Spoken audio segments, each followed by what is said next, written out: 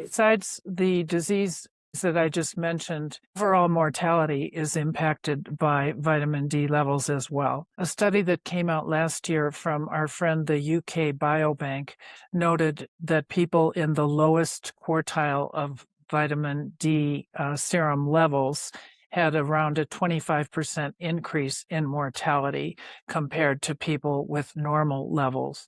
Have you made it past menopause, or are you going through it now? I'm Dr. Pat McShane, and on the Women's Healthspan Voices podcast, I'll guide you through the health challenges of the menopausal years and beyond, guiding the way to thriving in this powerful era of your womanhood. Hello and welcome.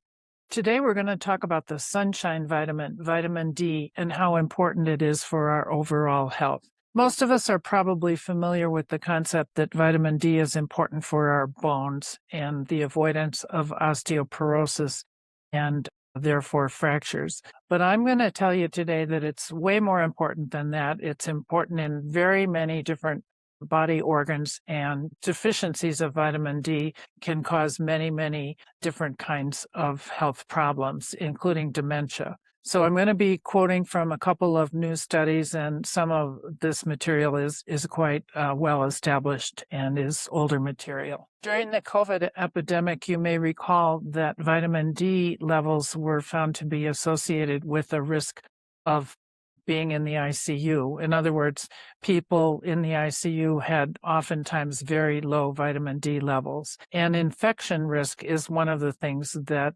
seems to be associated with low vitamin D levels in our bloodstream. Diseases that are associated with vitamin D deficiency are cancer of the lung, colon, and breast, cardiovascular disease, and autoimmune diseases such as rheumatoid arthritis. And lastly, more recently established is dementia. When I was doing research for this topic, I kept coming across the concept that vitamin D deficiency is a public health problem or emergency or pandemic. Those were the words that I encountered. It's very, very widespread throughout the world, not just in the northern latitudes where most of my listeners are from, but certainly northern and southern latitudes have less sunlight exposure, which is one of the major sources of vitamin D around the world. It's estimated that around 15% of it was measured that one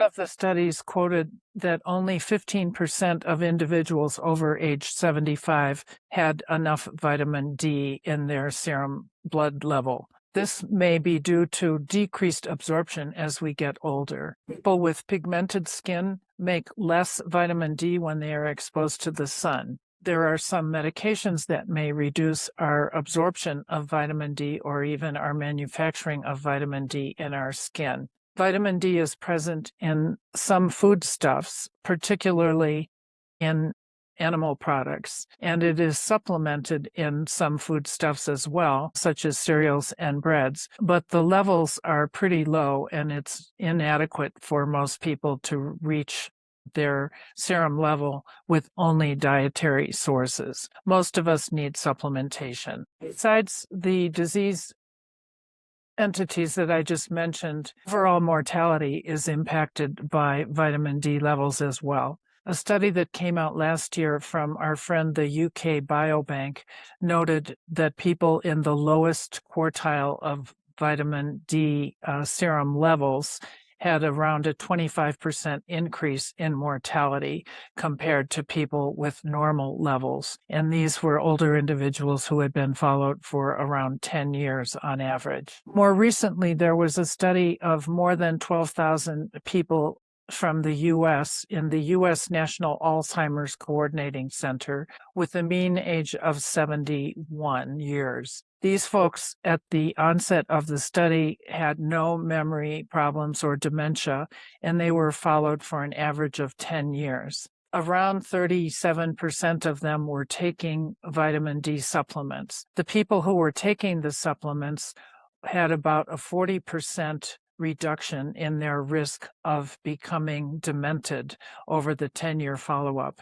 And this impact was more notable for the female participants in particular. So that to me is compelling evidence right there. Another recent study was presented at the American Heart Association's 2023 scientific sessions, reported on how it was often difficult to get serum levels with the levels of supplements that are supposedly what is nominally required. Many people, even at 2,000 international units, were not properly reaching their serum levels, and some people actually needed 10,000 international units. So again, what I'm trying to convince you to do is to get tested and be retested once you start supplementation if you're one of the 85% of the older people who will probably need supplementation. So I hope this is something that will work out for you, and it's in the interest of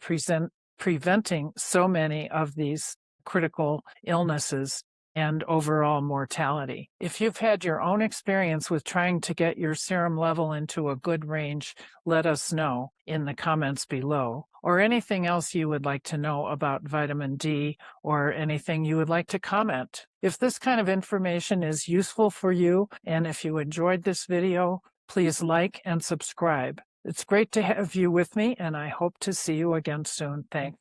Thanks for listening to the Women's Healthspan Voices podcast. If today's episode spoke to you, follow the show and share it with a friend ready to take charge of her health. And please leave a review. It helps more women find us.